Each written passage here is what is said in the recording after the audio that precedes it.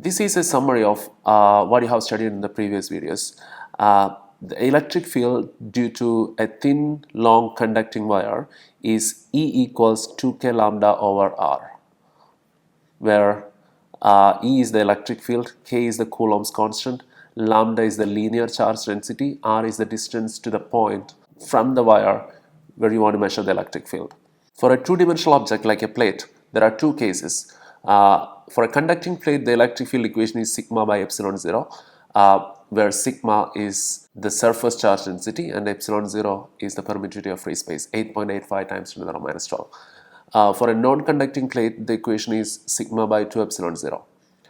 Now for a three-dimensional object like a sphere, for hollow sphere, there are two cases. A point outside the hollow sphere, the equation is kqt by r square. Qt is the total charge. For a point inside the hollow sphere, electric field is always equal to 0. For a solid sphere, at a point outside the solid sphere, the equation is E equals kqt by r2 square, where qt is the total charge of the sphere, r2 is the distance to the point where you want to measure the electric field from the center of the sphere.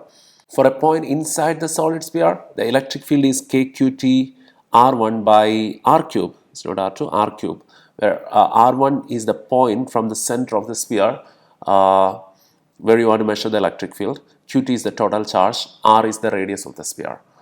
Solve some problems using these equations. MCQ 2.5. Two infinite non-conducting plates are parallel to each other with a distance d equals 10 centimeters between them, as shown in the figure. Each plate carries a uniform charge distribution of sigma equals 4.5 microcoulomb per meter square. What is the electric field E at point P with xp equals 20 centimeters? We have two parallel infinitely large non-conducting plates. The equation for electric field at a point close to a non-conducting plate is E equals sigma by 2 epsilon 0. E equals sigma by 2 epsilon 0. It's a non-conducting plate, that's why we are using sigma by 2 epsilon 0. If it was a conducting plate, then the equation would have been sigma by epsilon 0. Okay, there are two of them with the same charge distribution. Charge distribution is the same. Sigma is 4.5 microcoulomb per meter square. So the total electric field will be the electric field due to the first plate, which is sigma by 2 epsilon 0, plus electric field due to the second plate, which is sigma by 2 epsilon 0 again. Because the charge densities are the same, we don't need to put sigma 1 and sigma 2. You can just put sigma. They're the same, right?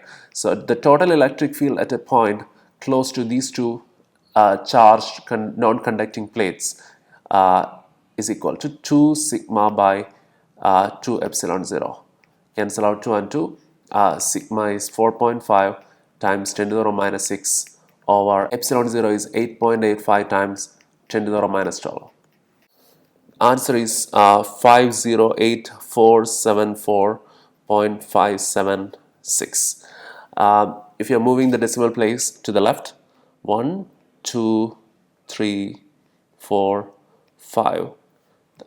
The answer would be 5.08 times 10 to the power of 5. The unit of electric field is Newton per Coulomb. Answer is D. Another question. The magnitude of the electric field due to an infinitely flat, thin and non-conducting plane of charge is 3 times 10 to the power of 3 Newton per Coulomb. Assuming that the charge is uniformly distributed, what is the charge density on the surface of the plane? So electric field is given E equals 3 times 10 to the power of 3 Newton per Coulomb.